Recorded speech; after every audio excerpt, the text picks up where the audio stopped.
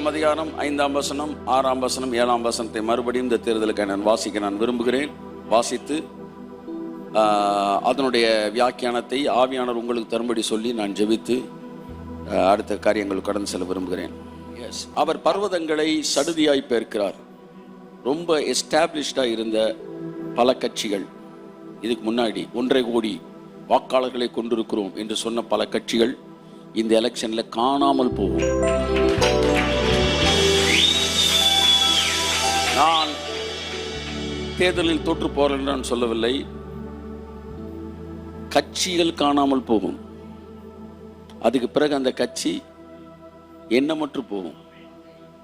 அவர் பர்வதங்களை சடுதியாய் பெயர்க்கிறார். தம்முடைய கோபத்தில் அவைகளை புரட்டி போடுகிறார். சில நேரம் எஸ்டாப்ளிஷ்டு பெரிய பெரிய கட்சிகளை கூட தூக்கி விடுவார். பூமியின் தூண்கள் அதிரத்தக்கதாய் அதை அதன் ஸ்தானத்தினின்று அசைய பண்ணுகிறார். அவர் நினைச்சா பூமியுடைய தூணை கூட அதிரத்தக்கதாய் அதன் ஸ்தானத்திலிருந்து அசைய பண்ணுகிறார். நான் வியாக்கியானம் நான் பண்ணல, வியாக்கியானத்தை நீங்க எடுத்துக்காங்க, வசனத்தை மட்டும் நான் சொல்றேன்.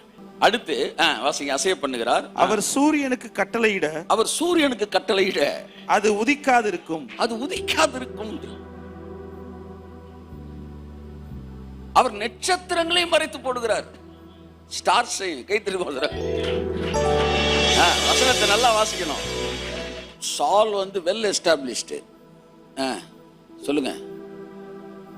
தாவீது எஸ்டாப்ளிஷ்டு கிடையாது. அவன்கிட்ட இருந்த எல்லாம் தற்குறிகள் தான், எல்லாம் சில்லறைகளாக தான் இருந்தான். ஆனா என்ன செஞ்சிட்டான்? ஆட்சி அமைச்சு எஸ்டாப்ளிஷ் ஆயிட்டான். நிச்சயமாகவே நீ ராஜாவாக இருப்பாய், இஸ்ரவேலின் ராஜ்யபாரம் உன்வசம் திரும்பும் என்று சொல்லப்பட்டது.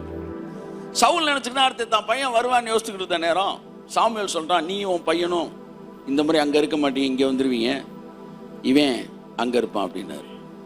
இவன் எல்லாரும் அந்த ராஜாவோட பையன் தான் அடுத்த மேசியா நினைச்சு ஏரோது அரண்மனைக்கு போனாங்களாம். ஏரோதோட அரண்மனைக்கு ஏதுமா போனாங்க. ராஜா பிறந்திருக்காருன்னா அரண்மனையில் தானே இருப்பார், அங்க போயிருக்கான். ஏரோதோட மன்னனோட பையன் தான் அடுத்த ராஜா நினைச்சு போனாங்க. ஆனா வெளியில ஒரு ஸ்டார் நின்றுகிட்டு இருந்துச்சு. அந்த ஸ்டாரை மிஸ் பண்ணிட்டு அரண்மனைக்கு போயிட்டாங்க. அதனால மேசியா மிஸ் பண்ணிட்டாங்க. திரும்ப ஸ்டாரை பார்த்தாங்க. நான் ஸ்டார்னு வேற யாரையும் சொல்லல, நான் பைபிள்ல வர ஸ்டாரை சொல்றேன். அந்த ஸ்டாரை பார்த்த உடனே அந்த ஸ்டார் கரெக்டா எங்க கொண்டு போயிருச்சு? ஒரு வெளிச்சத்துக்கு கொண்டு போயிருச்சு. நீ யாருக்கு போடணும் போடு. ஏன்னா ராஜாக்களின் இருதயத்தை திருப்புகிறவர் ஜனங்களுடைய இருதயத்தை திருப்ப மாட்டாரான்னு நான் கேட்கிறேன். நான் ஜோம் பண்ணியிருக்கிறேன், நல்லா ஆண்டவர் ஆட்சி அமையணும், நல்ல தலைவர் வரணும். கட்டாயம் நல்ல தலைவர் தான் வருவாங்க. இனிமே தமிழ்நாட்டுக்கு விடிவு காலம் தான். தமிழ்நாட்டுக்கு என்னைக்குமே வெளிச்சம் தான். இனி ஒரு கெட்ட கட்சிக்கு நல்ல கட்சிக்குன்ற மாதிரி போட்டியே கிடையாது. நீ தமிழ்நாட்டில் நல்ல கட்சிக்கும் ரொம்ப நல்ல கட்சி, இப்படி 2 கட்சிக்கு தான் இனிமே போட்டி இருக்குது.